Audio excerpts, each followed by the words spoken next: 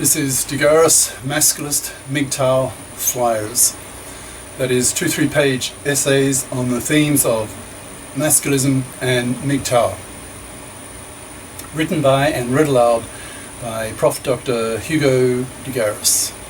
This is flyer number 200.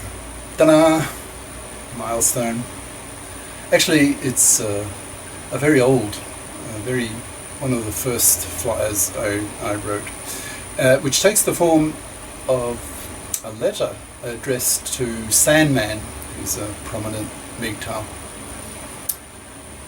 This flyer, number 200, is entitled MGTOWs Lack Solidarity with Men. The flyer itself: MGTOWs lack solidarity with men. Dear Sandman, I watch a lot of your videos because you are quite gifted with female psychology, but I don't agree with you at all in terms of your politics. I'm old enough, so I'm almost 70 as I speak now, in just a few weeks I'll be 70.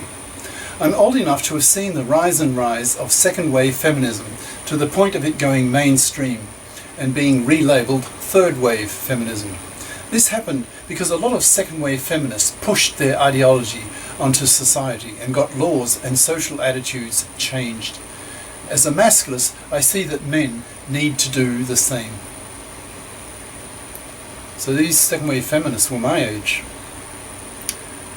I ideologize by pointing the finger at fluffies, that is, traditional women who expect to parasite off a man's money, and put enormous moral pressure on them to become FIPs, that is, financially independent persons, by saying such things as, quote, if you want to have a man, have a career, quote, fluffies can rot on the shelf, and say to robot males, what I now call manslaves, that is, traditional males who expect to work for a fluffy wife, for example, as in Korea or Japan, quote, rather a FIP than a fluffy, quote, a fluffy wife will parasite off you before the divorce and after.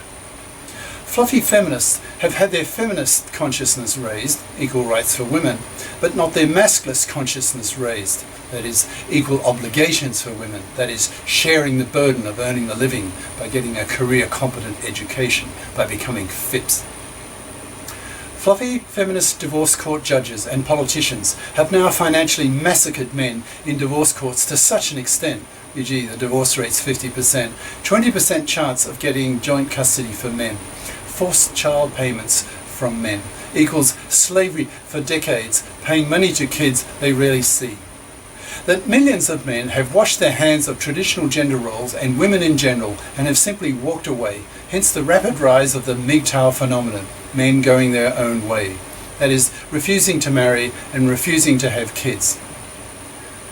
If Western men reached the proportion of young Japanese men under 30 who refused the traditional male role of being slaves for women, and in parentheses, Japanese men work 11-hour days, 3-hour commute times, get home so late they orphan their kids, while their fluffy wives play tennis with their fluffy friends.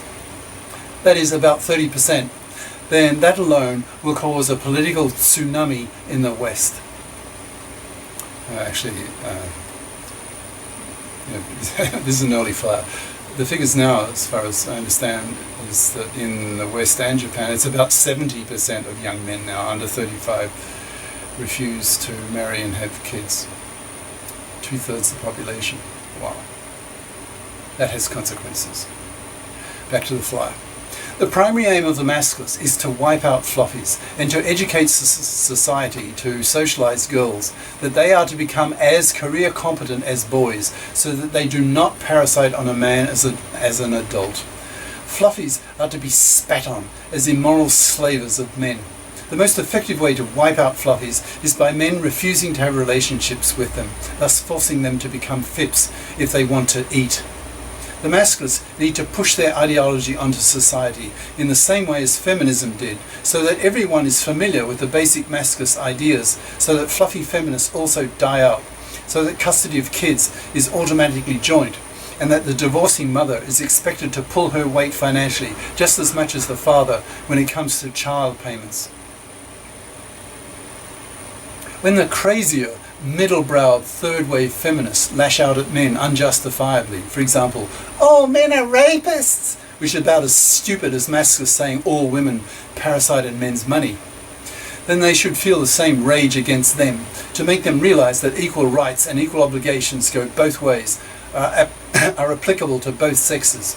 If a feminist dumps on men in a mixed audience, she can expect to be dumped on right back by the masculist men in the audience until she learns to shut up or take a more balanced approach.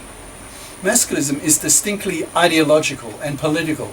It sees MGTOWism as a useful tool to achieve masculist goals. If millions of men drop out of the traditional role, then obviously society will change. But in the meantime, half of married men will continue to be financially massacred in the fluffy feminist-dominated divorce courts. Because the fluffy feminist judges have not been educated into masculist ideology and values. They still see men traditionally, that is, as checkbooks. All that has to change. Politicians have to be taught that if they ignore men's issues, masculist men will vote them out.